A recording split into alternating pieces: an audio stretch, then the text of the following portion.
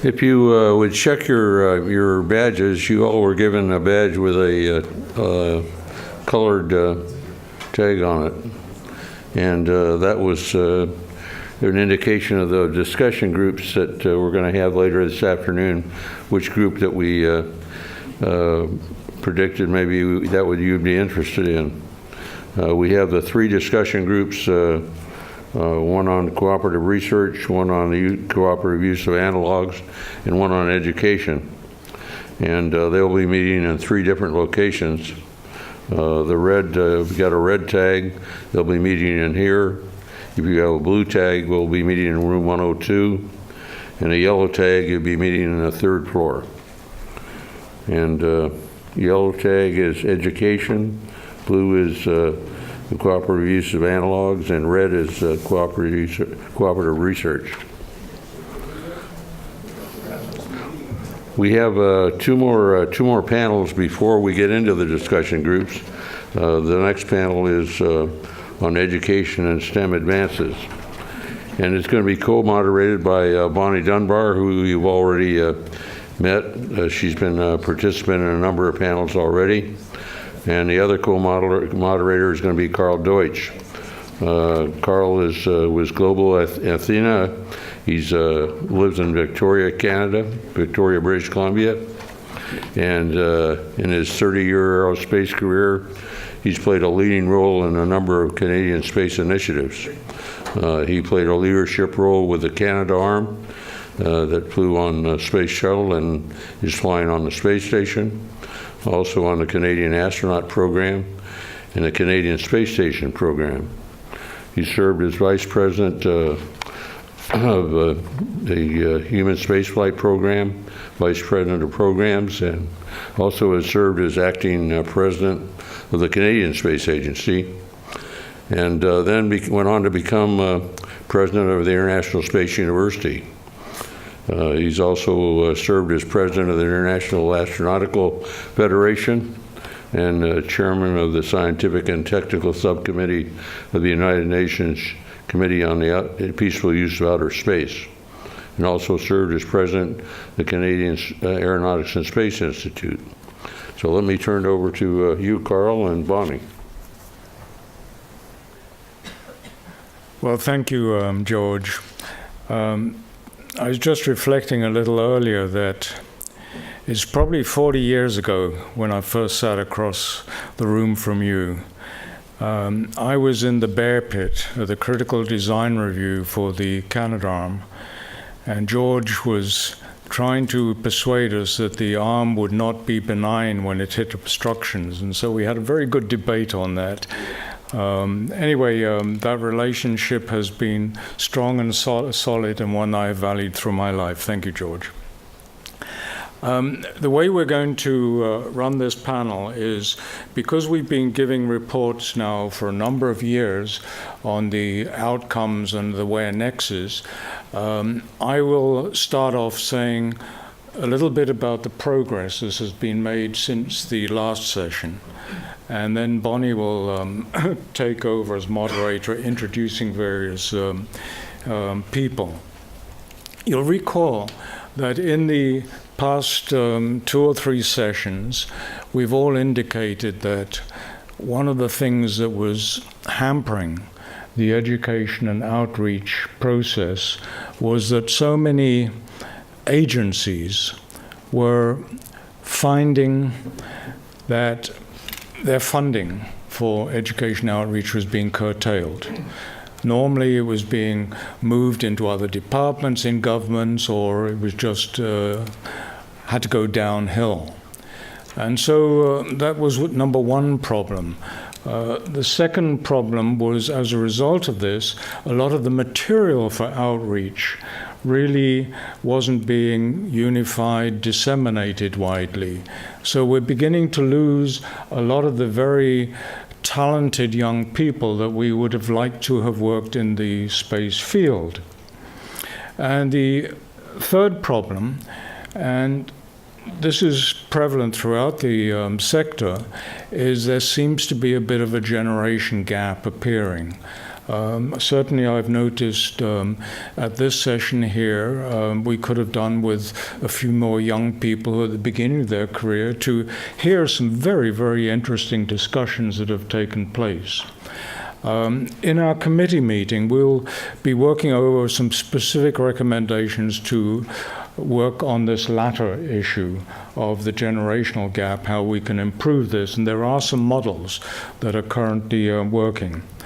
But let me talk about the first topic I raised, which was the retreat of agencies from the education and outreach area. This has been noted not only by ourselves, but by many groups. And I'm very pleased that the IAF, the International Astronautical Federation, which was one of the targets we identified last year for helping bring this forward, they did have a meeting of heads of agencies where they discussed various areas where cooperation might proceed. And this is agencies not only in the big agencies, but also the developing nation agencies. And one of the resolutions they came out with was that a target for their cooperation in the future will be on the education and outreach side of things. So I think that's great, because that could mean that over time, that will again become a pillar from which so many other good ideas which currently exist in the field for outreach, for education, can be anchored again, so that we can make some progress into the future. So I think we have made some progress in the last year. We, as a group, clearly cannot be in the lead in this. This is such a big thing. It does need to be anchored by agencies. The other thing that I just wanted to mention before setting off or sitting down is that space still proves to be very popular when it is delivered by the right messenger.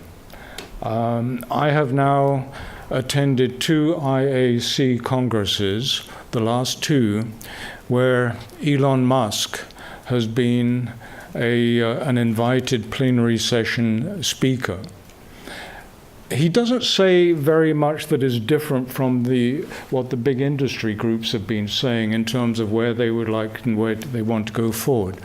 However, whereas the industry leaders might attract an audience of 200 or 300 people to their vision, he attracts an audience of 1,500 to 2,000 people.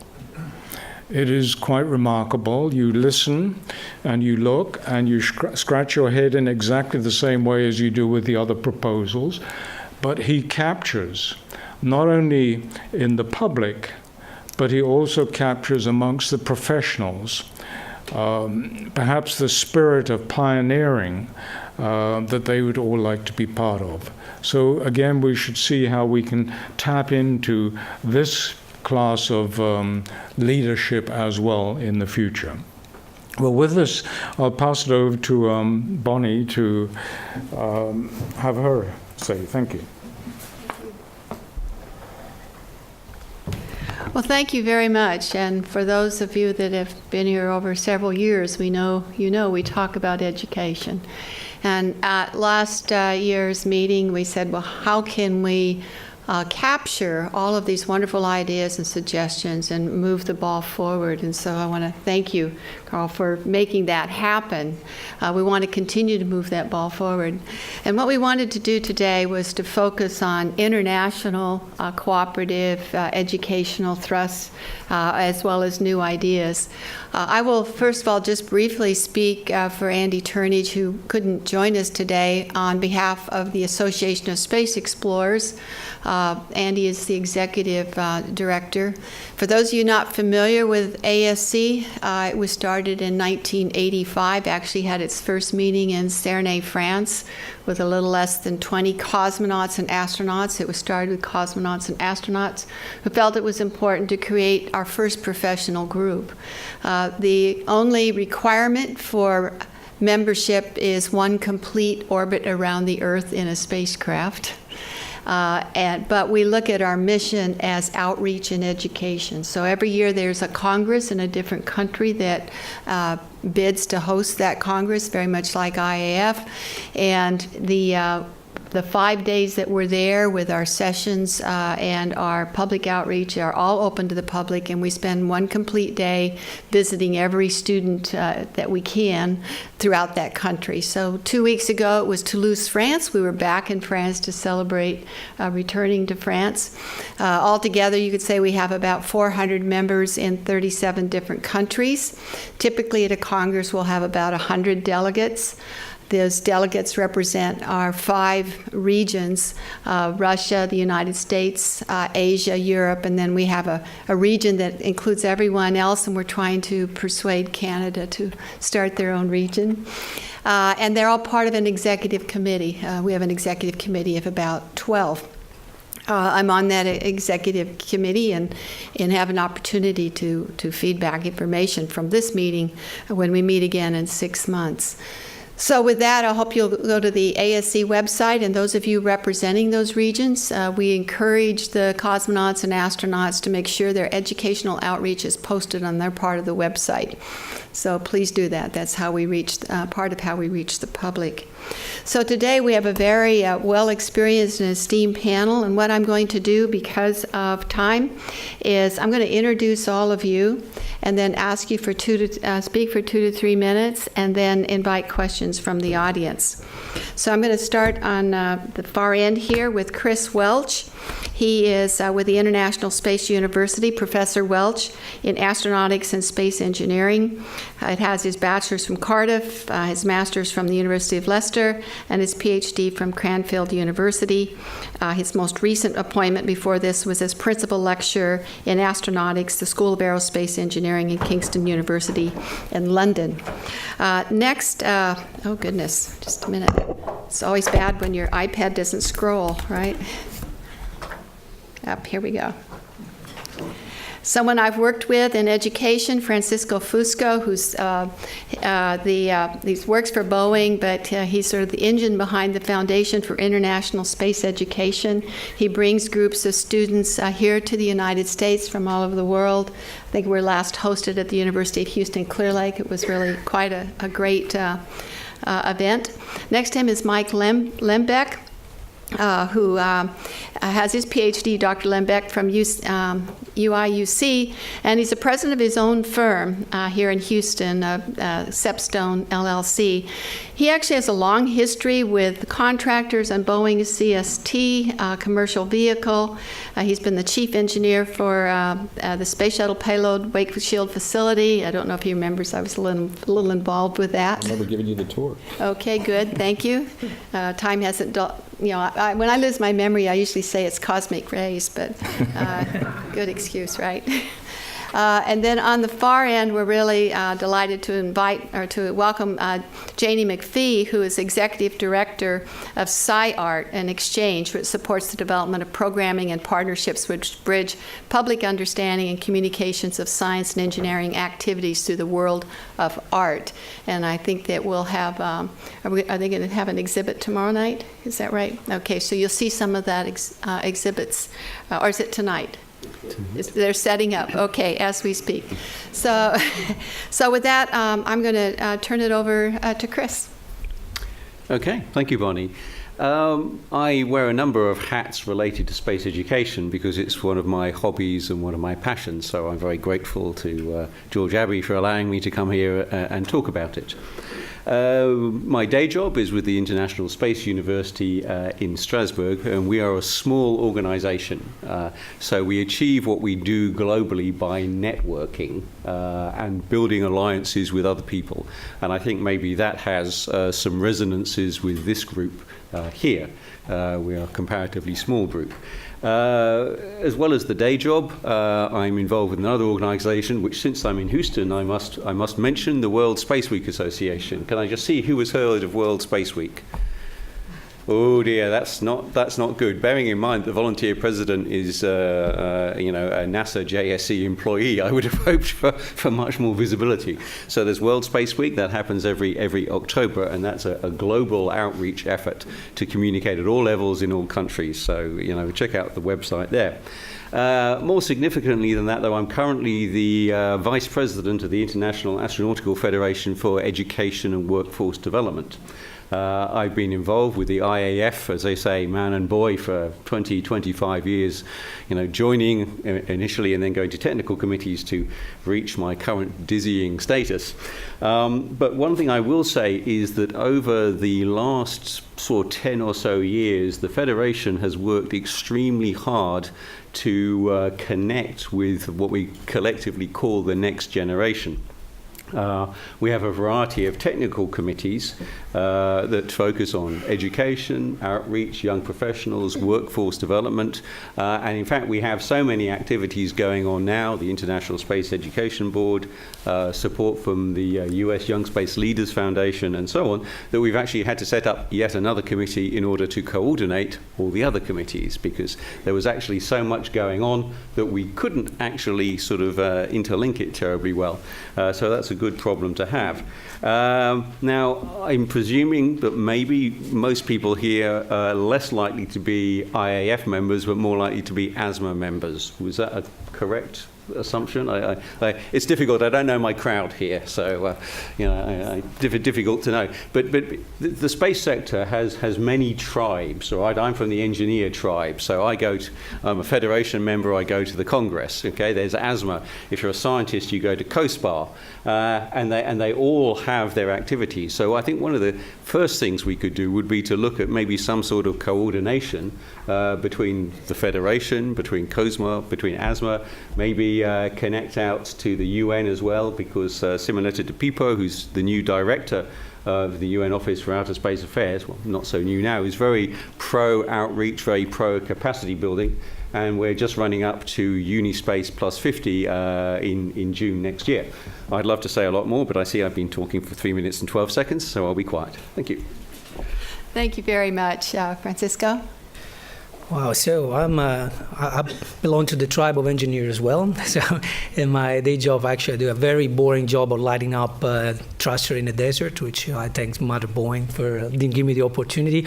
But the reason why I'm here is because the Foundation for International Space Education, that's a foundation that has a primary objective of promoting STEM studies and international collaboration.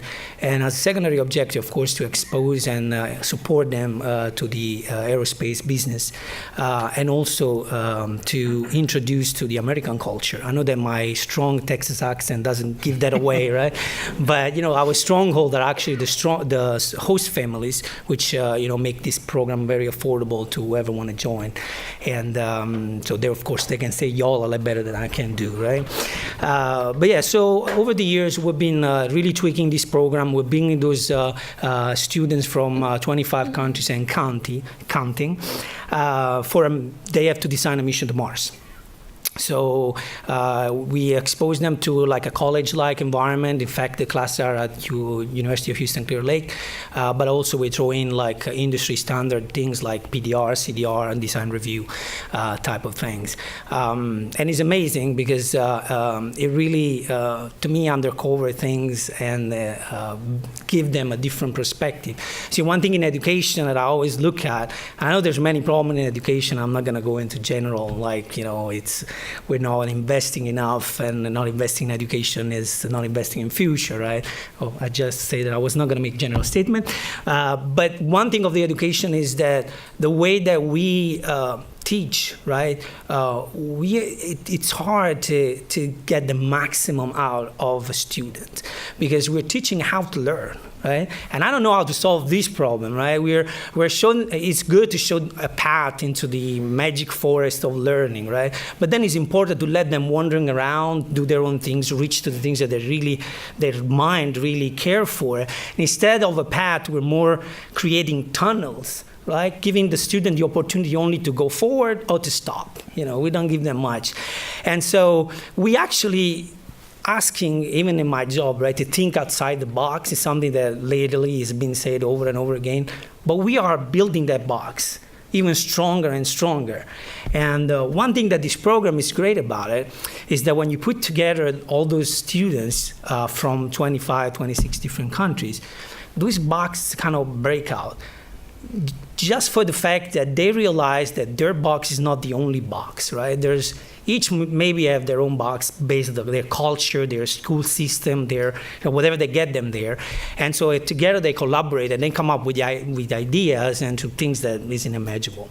So, and I know today we're actually hearing completely differently. They're pushing us to think differently, but I still think that diversity is actually richness, and the more diverse is the group of people, greater will be the achievement. Thank you. Mike. Hi, I have been kind of honored or lucky actually to have been part of the University of Illinois' alumni board for aerospace engineering for the past 30 years. And as such, I've been able to see multiple classes of students come forward who are going to be accepting your medical requirements and then engineering systems and machines that carry our explorers out into the solar system. So it's been a unique opportunity to see how things have changed during that period of time. And one of them, of course, is that enrollment is now way up. And as such, this morning's discussion on genomics was kind of interest because in our last board meeting, we discussed how are we going to filter out or decide which students to allow to enter. Roughly 1/4 of the students that are applying are being able to be accepted at Illinois. And actually, one of our board members said, well, maybe we ought to start profiling students. And my thought was, oh, so if you're ENTJ, you're in, but if you come from the country, you've never worked on teams, you're going to profile yourself right out of a job that if you made it into the university, you do very well at. So there's a lot of risk involved with genomics and those kinds of things as well. And I just caution you from that point of view, I'd have to agree with Harrison Schmidt that that's a risky proposition.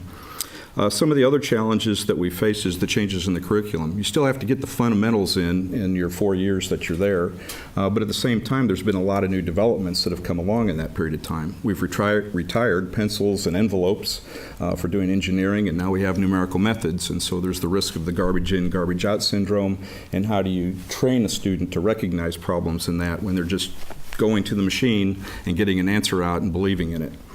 Of course, Illinois is a public university, but that's a real misnomer since less than 6% of its budget actually comes from the state of Illinois, whose financial stability ranks right behind Puerto Rico's, I think. So it's a dire situation there.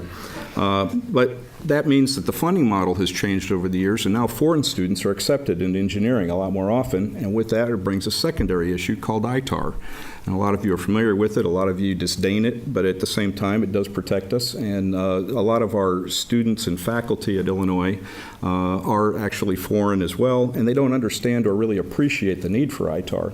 So our board had to actually make a recommendation with a number of students working on nanosats that didn't look like they should be to provide training for our senior faculty. And we accomplished that and fixed a couple of the things that we're seeing. Some of our technologies actually just walk out the door. And aerospace engineering is unique because a lot of the stuff we do does end up on the ITAR list that things in the other engineering curriculums don't necessarily see.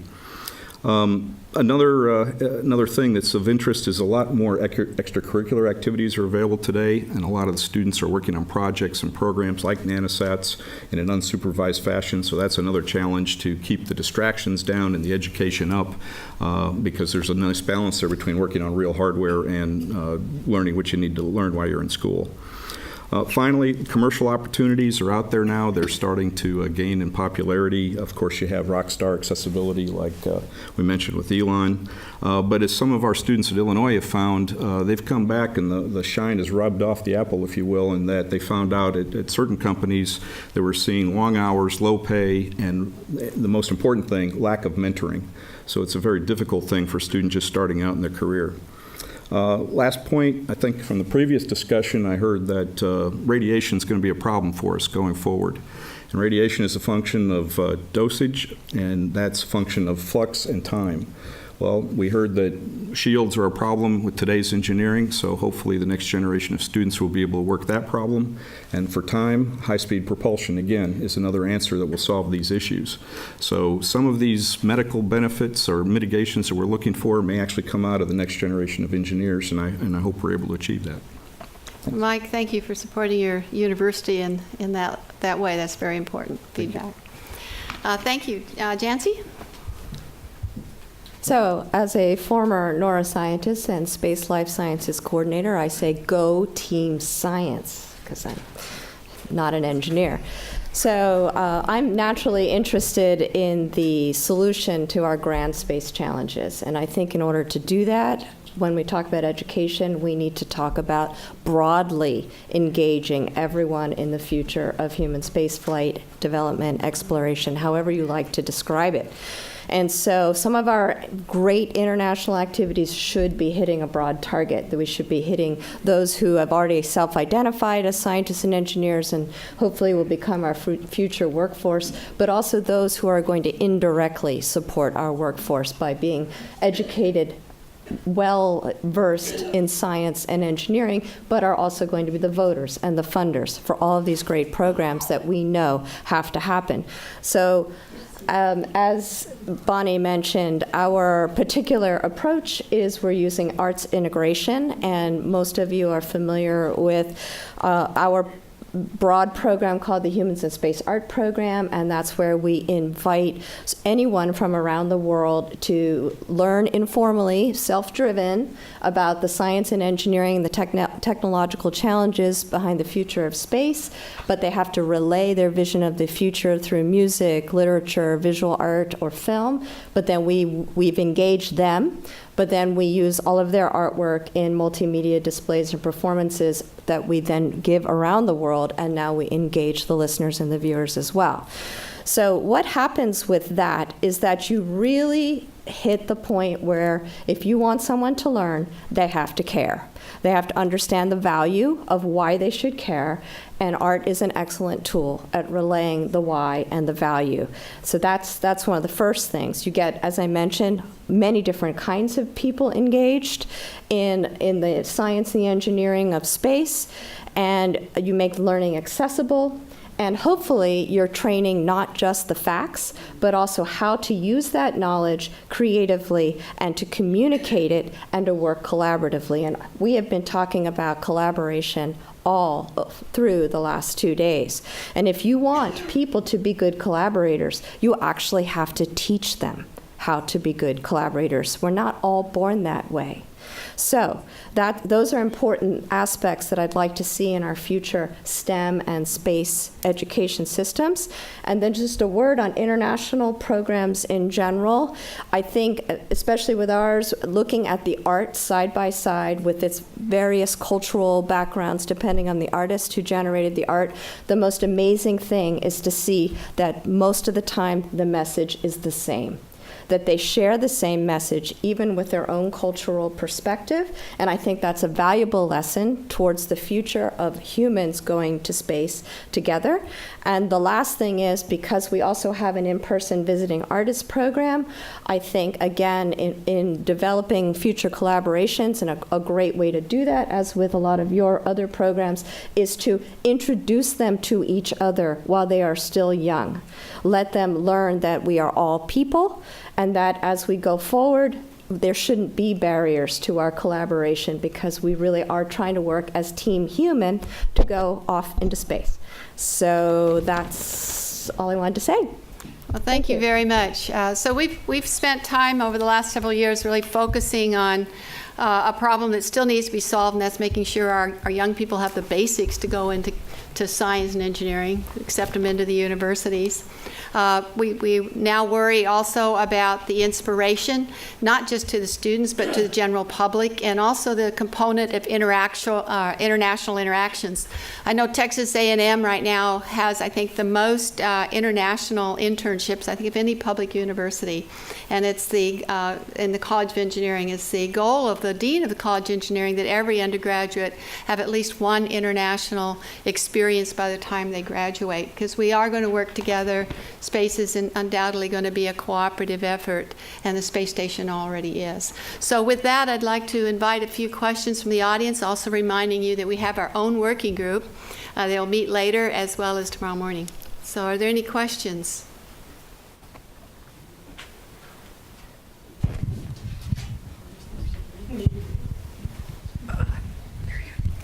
Thank you. Sorry, I had to sit right in the middle.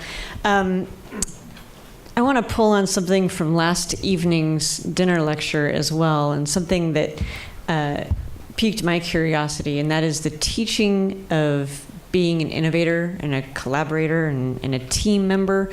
I'm curious as to your thoughts on how do you teach people to innovate, aside from giving the opportunity to innovate. Let's start with Chris, because I know at ISU you have not just engineers and scientists, but you have business majors, you create teams. How do you teach them to innovate? Yeah, our credo is what we call the 3 I's: international, intercultural, and interdisciplinary. So I have, at the moment back in Strasbourg, I have a master's program with 44 students on it from 19 different countries. As well as that, I have a lot of engineers, but also lawyers, business people, economists, a designer, and so on. And part of the challenge for me as somebody who came from engineering education when I moved to ISU was to build a program that worked equally well for, I remember in the first year, one student who had a PhD in computational fluid dynamics and another one who had a degree in tourism. And you have to find a way to bring these together. So our programs are very broad, that's the first thing, but conversely, so they're not as deep. So they're quite different from normal kind of programs.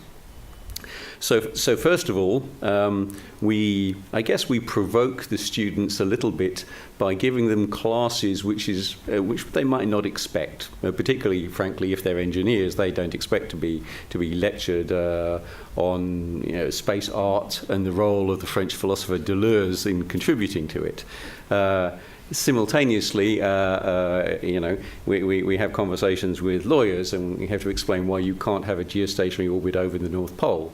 And gradually they start to get the basic principles. And then at this point in the academic year, as it happens, after they've been with us for a couple of months on the master's program, we put them into our 3 I's team projects, and we give them a suitably demanding project to work on for 6 months.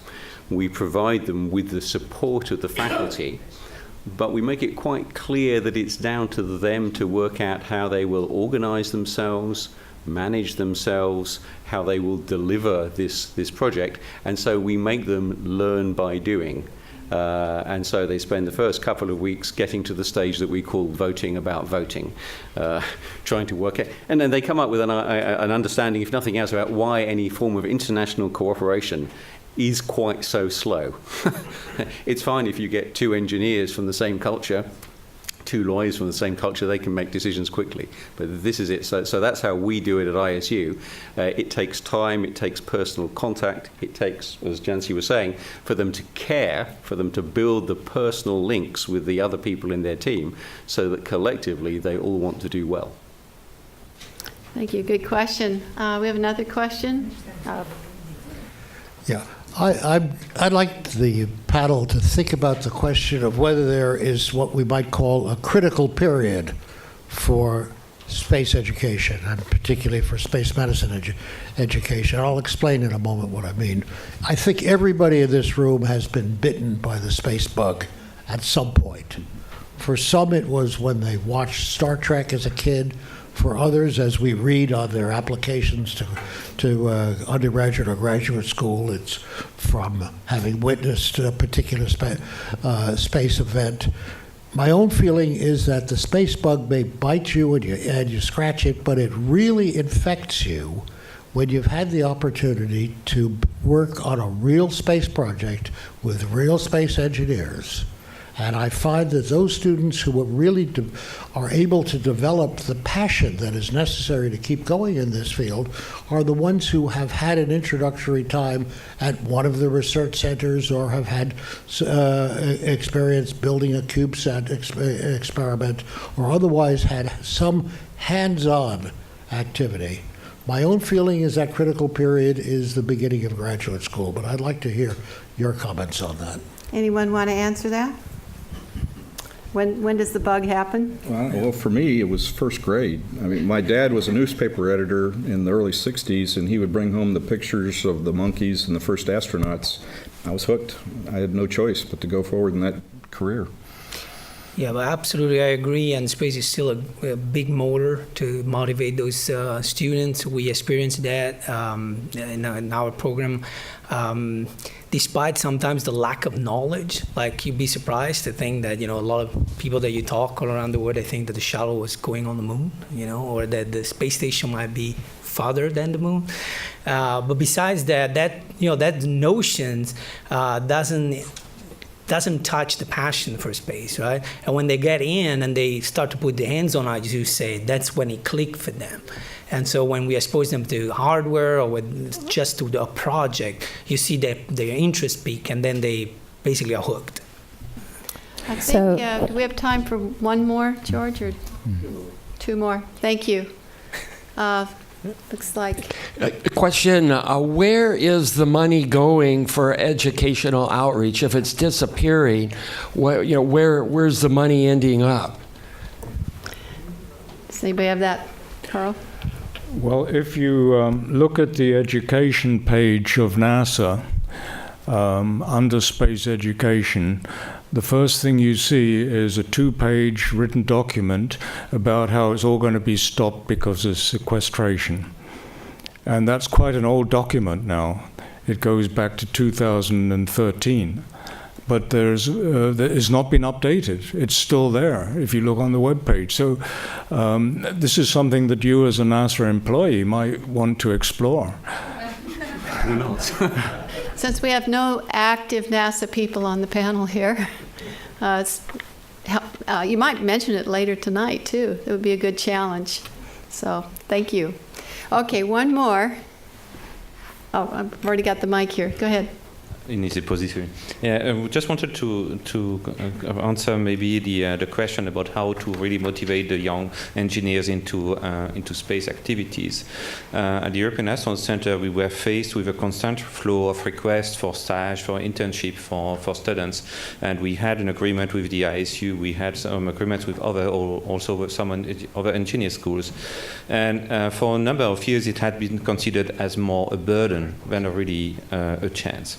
And a few years ago, we decided just to flip the coin and to look at the other side. And we have created an innovation center where we have still the agreement with the ISU. We have made agreement with other engineer schools. We are taking the students in their last year of the master. And they come and they've just realized a project. They are tutored by, we have now 3 people working full-time in supporting coordinating educations. We have one coordinator for that innovation center, and we give them projects which are mostly related to exploration, but which are very not low level, but very early technology. So really things which have not been done up to now. We're trying to find innovative solutions to the problems which are just arising. We have currently about 30 students at any time at ESC. We have now built a completely open space for them. We have tried to give them all the tools and facilities. And these guys are absolutely extraordinarily productive. They stay at ESC between 3 and 6 months, if some even longer. They have worked on a project and they conclude by a public presentation, which is also open to criticism by the staff. And with the quality of what they produce is absolutely amazing. And that's really a chance because it is coordinated and centralized, we can really have a continuous build-up on the different projects. And what they do, as said, is something that you would need to come and see the quality of what we present. Well, I think on the basis of that comment, because it's a very comment, we'll conclude, and that is to the extent possible that every community of researchers or companies or institutions can bring young people in to have hands-on experiences. That's a very valuable motivator and gives them the skills they may not be getting in school now. So thank you very much for your attention. Thank you, Mommy.